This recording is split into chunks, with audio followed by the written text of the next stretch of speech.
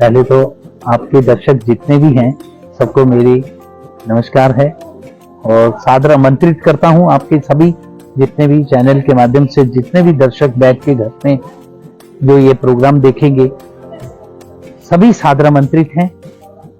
30 तारीख आज हो गई है, यज्ञ प्रारंभ हो गया है, पापघर दान के द्वारा शुभारंभ हुआ।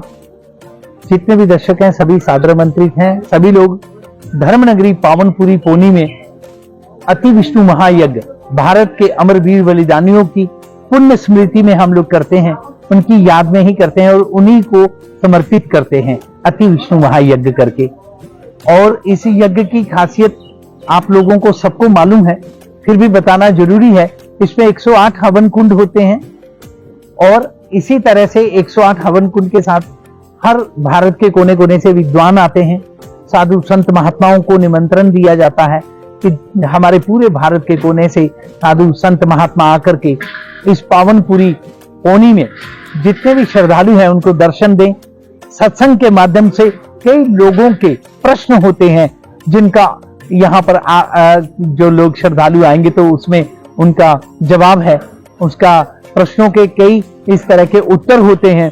कई लोगों की कुछ मन की साधनाएं हैं भगवान के प्रति, वो हर जगह जाकर के संतों के पास नहीं पहुंच सकते, तो यहाँ पे बहुत सहजता से ही सुलभ है कि साधु संत महात्मा आ रहे हैं, उनके प्रवचन हो रहे हैं और कई लोगों के इस प्रकार की साधना से संबंधित जो कोई भी प्रश्न होंगे वो भी पूर्ण होते हैं। उनकी जितने भी साधना की कुछ चीजें ऐसी रह जाती हैं वो यहाँ साधु संत महात्मा जब प्रवचन करते हैं तो उससे पूरी हो सकती हैं। और इस यज्ञ में विशेष जो है भगवान नारायण का जो भव्य स्वरूप दिव्य स्वरूप बनाया गया है, ये मेरे मन में एक संकल्प था कि भारत को कैसे हम पावनपुरी पोनी के साथ जोड़ें, पूरे भारत को। तो आपको सुन के ताज्जुब होगा कि विदेश से भी बर्तन आए हैं, तो हर जगह जगह से भारत के कोने कोने से बर्तनों के लिए यहां से संदेश दिया गया था कि कोई भी कहीं भी जहां भी रहते हैं आप लोगों के घर के जो पुराने बर्तन हैं, जिन बर्तनों में माताओं ने भोजन बना करके अपने बच्चों का लालन पालन किया होगा, पूजन किया होगा, या कभी किसी तरह से घंटियां बजाई होंगी भगवान के आगे, वो घंटी भी अगर खंडित हो गई है तो वो भी हमें आप यहाँ पर दे सकते हैं। और इस पावनपुरी पोनी में भगवान का दिव्य विराट रूप जो यहाँ पर बन रहा है उसमें इसको लगाया जाएगा। तो बड़े श्रद्धालु लोगों ने भारत के कोने कोने से बर्तन आए और उन बर्तनों में जिन्होंने बर्तनों ने लोगों को खाना खिलाया घरों में। बहुत लोग ऐसे हैं जो सैकड़ों वर्ष पुराने बर्तन हैं, जिनमें सब्जी बनी होगी, जिनमें चावल पके होंगे। इसी प्रकार से बहुत सारे बर्तन आज यहाँ पर जब आए तो भगवान की ऐसी कृपा हुई, जो सत्य संकल्प था हमारा कि भगवान का दिव्य स्वरूप बने, आज वो बर्तन भगवान का रूप बन गए। ये बहुत बड़ा एक संदेश है कि बर्तन भगवान बन गए, ये बहुत बड़ी बात है। जितने बड़े लोग यहाँ पर आ रहे हैं वो इतने प्रसन्न हो रहे हैं, वो इतने खुश हो रहे हैं कि हमारे घरों के बर्तन आज भगवान का रूप ले लिए। ये बहुत बड़ा संदेश है, उनको बड़ी प्रसन्नता हो रही है, बहुत खुश हो रहे हैं कि ये बर्तन हमारे भगवान का रूप बन गए। तो वो ये सदियों तक चलेगा, सदियों तक। 108 क्विंटल का जो स्वरूप बना है ये हिलाने से भी नहीं हिल रहा है और सदियों तक ना जाने कितने हजारों वर्षों तक इनकी पूजा होनी है। तो ये एक बहुत बड़ा एक संदेश है कि किसी भी तरह से भारतवर्ष के जितने भी श्रद्धालु हैं धर्मनगरी पावनपुरी पोनी के साथ जुड़ गए। आज उनका एक रिश्ता है, जितने भी लोग हैं उनको हम निमंत्रण दे रहे हैं कि आप लोगों के बर्तन यहाँ पे सदुपयोग हो करके भगवान का दिव्य भव्य स्वरूप में परिवर्तित हो गए हैं। आप आइए, सादर आमंत्रित हैं, आप दर्शन करिए। तो यज्ञ नारायण भगवान की यहाँ पर जो यज्ञशाला है उस पे बैठ करके आप आहुतियां भी वेद मंत्रों के द्वारा दीजिए और उनको याद कीजिए जिन्होंने अपने भारतवर्ष की देश के खातिर प्राणों का बलिदान दिया, प्राणों की आहुतियां दी। आज हम उनको प्रणाम करते हैं, नतमस्तक होते हैं कि आज बॉर्डरों पे बैठ करके हमारे नौजवान, कितनी ठंडी है यहाँ पर अभी देखिए, और बॉर्डर पे जहां बर्फ पड़ी हुई है वहां किस प्रकार से रहते हैं वास्तव में उनको जो है नमस्कार करने का पूरे भारतवर्ष का एक कर्तव्य बनता है। तो ये हमने एक संदेश दिया कि यहाँ से बैठ करके आप उनको याद भी कर सकते हैं, हवन के माध्यम से उनको जो है श्रद्धांजलि भी दे सकते हैं उनको याद करते हुए।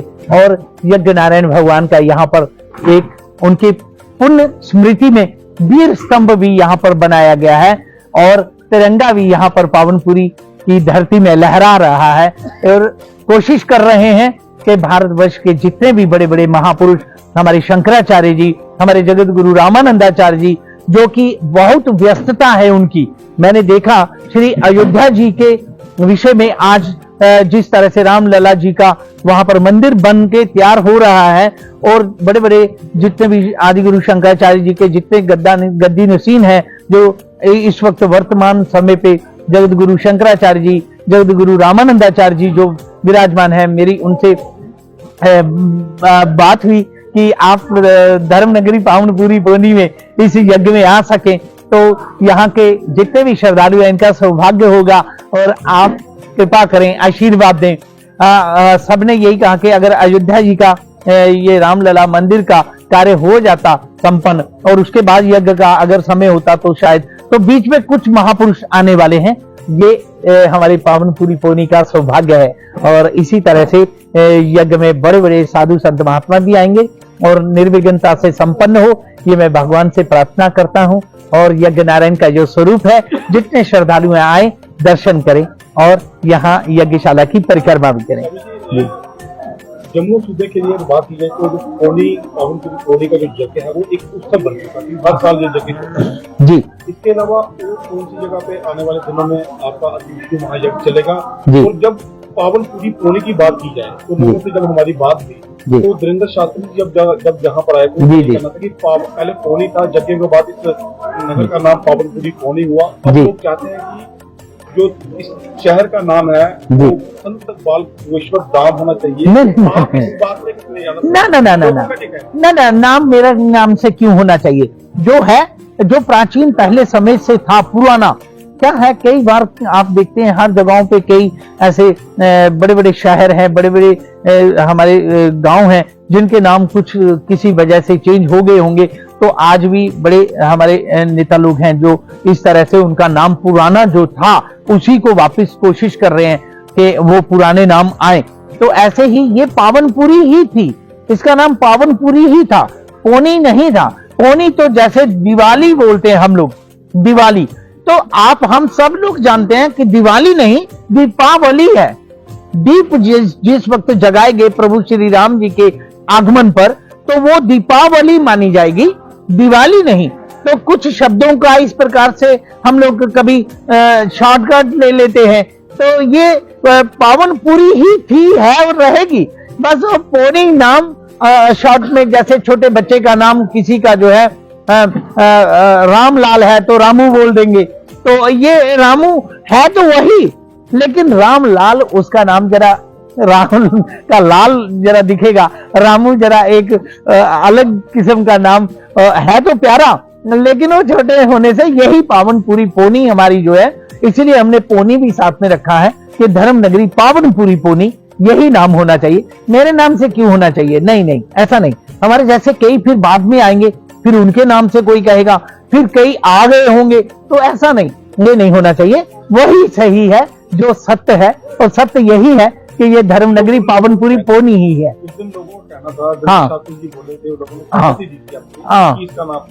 ना वो उनके एक भाव है, सब लोगों के अपने अपने भाव होते हैं, प्यार करते हैं तो ऐसा ही होता है। बाकी कब से शुरू होगा और कब इसकी पूर्ण होती होगी? ये आज से यज्ञ जो है प्रारंभ हो गया है 30 तारीख से, और 10 तारीख को पूर्ण होती है। और इस यज्ञ में बहुत सारे संत जो महात्मा आने वाले हैं, उनके दर्शनों के लिए मैं सभी श्रद्धालुओं से निमंत्रण देता हूं उनको कि सादर आमंत्रित हैं, आप लोग आइए और इस तरह से यज्ञ का दर्शन जरूर करिए। और भगवान नारायण का जो स्वरूप बन के तैयार हुआ है, उसके दिव्य अलौकिक दर्शन है, उसको आकर के दर्शन करना बहुत जरूरी है। जितने भी जिन्होंने बर्तन दिए वो तो सभी आ रहे, वही लाखों लोग हैं, वो सभी आने वाले हैं। वो बड़े प्रसन्न हो रहे हैं जिन्होंने अपने बर्तन दिए हैं, खुश हो रहे हैं कि आज हमारे बर्तन भगवान का रूप ले लिए और नतमस्तक हो रहे हैं, प्रणाम कर रहे हैं, खुश हो रहे हैं और एक दूसरे को, अपने रिश्तेदार को, नातेदार को, अपने जो कोई दोस्त इष्ट मित्र आ रहे हैं उनको बता रहे हैं कि ये मूर्ति जो है, हमारे घर से जो बर्तन आए थे, ये मूर्ति में इस तरह से हमारे बर्तन भी लगे हैं। तो ये कितनी खुशी का एक विषय है, बहुत बड़ी बात है। धर्म नगरी पावनपुरी पौनी के साथ पूरे भारत को जोड़ा गया है और ये एक अच्छा संदेश है कि लोग जुड़े और जुड़ करके वो ऐसा स्वरूप का दर्शन करें। वास्तव में उनको ये एक श्रद्धा का विषय है, प्रेम का विषय है और इसी तरह से सनातन को आगे बढ़ना चाहिए, इसी तरह से सनातन जुड़ता रहता है और मेरा तो यही कहना है। जी महाराज जी, 18 दिन के बाद 41 जिंदगी जो थी वो बची गई। जी जी वहाँ के लोगों का कहना था कि कुल देवता की वहाँ पर पूजा नहीं की गई। आखिर जब कुल देवता की पूजा की गई उसके बाद 41 जिंदगी बिल्कुल बिल्कुल किस तरीके से मानते हैं? मैं बिल्कुल यही मानता हूँ जो बोला गया है। मैं इस चीज को मानता हूँ क्योंकि मैं उत्तराखंड में ही रहता हूँ, मेरा जीवन सारा वहीं पे व्यतीत हुआ, मैं वहीं रहता हूँ बद्रीनाथ जी में और ये चीज पहले भी देखी गई है। ये 13 में जो त्रासदी आई केदारनाथ जी की हमारे उत्तराखंड में, ये धारी देवी माता जी की मूर्ति को स्थानांतरित करने के लिए इन्होंने वहां से हिलाया उठाया, तो ऐसा प्रलय आया कि वहां पर सारे लोग जानते हैं कि लाखों लाखों लोगों को वहां पर जो है इस तरह से उसमें बह गए, बाढ़ में बह गए लोग। तो ये जो चीज है ये बिल्कुल उत्तराखंड में, तो ये जो भूमि होती है, पहाड़ जो क्षेत्र है, ये देवभूमि मानी जाती है। चाहे वो जम्मू कश्मीर हो, चाहे वो हिमाचल हो, चाहे उत्तरांचल हो, उत्तराखंड हो, चाहे ऐसे नेपाल का क्षेत्र हो, ये सारा देवभूमि मानी जाती है और देवता जागृत होते हैं। क्या करते हैं कि कुछ लोग हमारे जो इस तरह से जो काम करने वाले लोग होते हैं, ये इस प्रकार से देवी देवताओं का पूजन जाए ये अच्छी तरह समझते नहीं है, इनको मालूम नहीं है। लेकिन इस तरह से ये काम जब शुरू करते हैं तो इनको चाहिए कि स्थान के जितने भी प्रधान लोग हैं, जो वहां गणमान्य वरिष्ठ लोग हैं, उनसे पहले पूछें और पूछ करके देवी देवता की वहां पे मान्यता जो है उसके अनुसार पूजा करें, आदेश लें, आज्ञा लें और फिर कार्य को शुभारंभ करें तो निर्विघ्नता से संपन्न होता है। आखिरकार वही हुआ कि देवता को बनाया गया, उनका मठ मंदिर बनाया गया और फिर वो जिंदगी हमारी सारी जो 30-40 लोग अंदर थे वो सारे बाहर आए।